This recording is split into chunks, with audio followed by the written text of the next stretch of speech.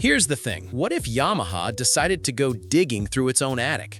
Blow the dust off one of the most brutally honest, no bullshit naked bikes ever to scare suburban dads and thrill alleyway hooligans alike. That raw, muscle-bound beast from the 90s. Now imagine they rebuilt it for 2026. Not some watered-down version, not nerfed to keep lawyers happy. A full-on, ground-up redo, stuffed with every bit of modern wizardry they've got, but without losing that original savage heartbeat. That bike just showed up, and honestly, the motorcycle world hasn't stopped buzzing since. Welcome back to Motometrics. I'm gonna walk you through everything on the all-new 2026 Yamaha XJR1200. Engine, gizmos, looks, how it rides, price, all of it. But stick around till the very end, yeah? There's one weird thing nobody's talking about, and I mean nobody.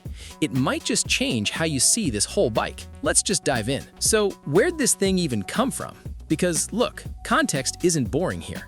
The original XJR1200 rolled out in 1995. Japan's Big Four were basically in a fistfight over horsepower. Yamaha grabbed an 1188cc air-cooled inline-four, slammed it into a naked Street Fighter frame, threw on Brembo brakes and Öhlins rear shock, and basically said, "Here, you deal with it." That bike made 98 horsepower at 8,000 RPM and 92 Nm of torque at 6,000. Back then, absolute monster. But, and it's a big but, it weighed 233 kilograms wet. That's 513 pounds, my friends. You didn't ride the XJR1200, you wrestled it like a grumpy bear. And people loved it because of that. Eventually, Yamaha swapped it for the XJR1300, then quietly killed the whole line by 2016. Fans have been begging for a comeback ever since, and in 2026, Yamaha finally picked up the phone. What does the new one look like? Let me paint the picture. They didn't go full cyberpunk, no sharp angles everywhere. Nope, they went the other way, neo-retro, and honestly, they crushed it. Big round LED headlight up front nods to the original, but the housing looks like a design student's fever dream, in a good way. The tank is wide, muscular, with these subtle knee grooves that almost feel hand-hammered, and that double cradle steel frame fully exposed, because why hide something that pretty? The exhaust is a 4-into-1 shorty, brushed stainless with a carbon tip, runs high along the right side, tucked right under the seat. Doesn't just look mean, people say it growls like thunder at idle and screams like a symphony when you open it up. Colors for the US? Midnight black, competition white with gold pinstripes, and this deep cobalt blue that'll stop you mid-stride in person. Now, here's where it gets weird. Pay attention. Under that retro skin, nothing retro at all. Yamaha built a brand new 1198cc liquid-cooled inline-four for the 2026 XJR1200. Yeah, liquid. The old one was air-cooled, and they kept the visual fins on the cases to keep that classic vibe. But underneath, it's thoroughly modern. Numbers? 135 horsepower at 9,500 RPM and 115 Nm at 7,500. That's a 37% jump from the 95 bike, and the torque curve? Fat as hell in the mid-range.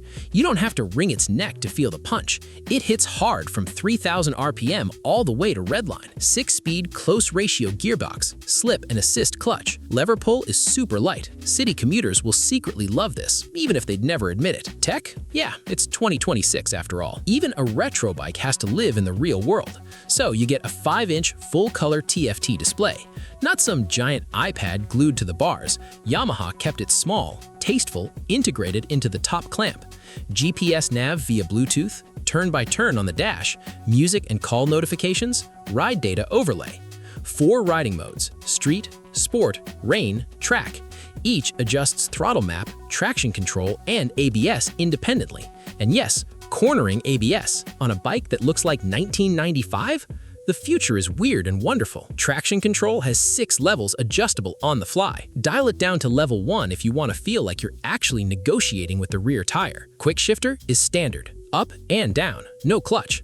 On a 135 horsepower bike, that's not luxury, that's survival. How does it ride? This is where it earns its keep. Front suspension, 43mm inverted KYB forks, fully adjustable. Compression, rebound, preload. Rear, piggyback reservoir shock, also fully adjustable, with remote preload when you occasionally haul a passenger. The geometry is upright, comfy, and surprisingly flickable for a bike with this much engine mass. Wet weight, 214 kilograms, 472 pounds.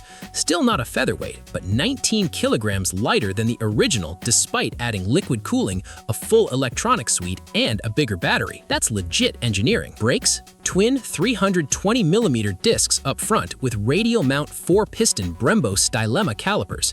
Single 240mm rear. Stopping power is fierce but not snappy, and cornering ABS lets you brake deep into turns without the front end washing out. Riders who've thrown a leg over say the position is nearly perfect. Not a sport bike crouch, not a cruiser lean back. Upright, commanding. You see traffic, feel the road, and still have instant access to serious power. Seat height? 810mm. Accessible for most without feeling too low. Pricing? The part everyone skips to. In the US, the 2026 Yamaha XJR1200 starts at $13,499 for the base model. The SP variant, Olin suspension, carbon front fender, machined aluminum pegs, unique SP badge, runs $15,299. That puts it square against the Triumph Speed Triple 1200 RS, Ducati Monster SP, and BMW R1250R. Cheaper than some? Yes. Less bike? Absolutely not. For the money, this might be the best value in premium nakeds right now. Warranty? 3 years, unlimited miles. Yamaha clearly trusts what they built. Okay, remember I said there's something nobody's talking about? Here it is. That bike I just described, every spec, every detail, every number, it doesn't exist. Not yet. This is a concept, a what if, a dream built on what Yamaha has done, what they can do, and what the market is screaming for. No 2026 XJR1200 in showrooms, no press release, no production announcement. But, and this is the kicker, every single number I gave you is real-world possible. The original XJR1200 really did make 98 horsepower and weigh 233 kilograms. Yamaha really does have the tech to build exactly this. The engine platform, the electronics, the suspension suppliers, it's all sitting there in other Yamaha models right now. The only missing piece is the decision to actually build it. I covered this because the demand is real, the nostalgia is real, and if enough riders start shouting, yes, this is what we want, manufacturers listen. They always have. So the question isn't could Yamaha build the 2026 XJR1200? The question is, should they? Drop a yes or no in the comments. I actually read them. And hey, if you're into this kind of deep dive motorcycle stuff, if you want to know which nakeds live up to the hype and which ones are just marketing fluff, there's a video right there on your screen you need to watch next. Real talk, not brochure talk. Tap it. I'll see you in the next one.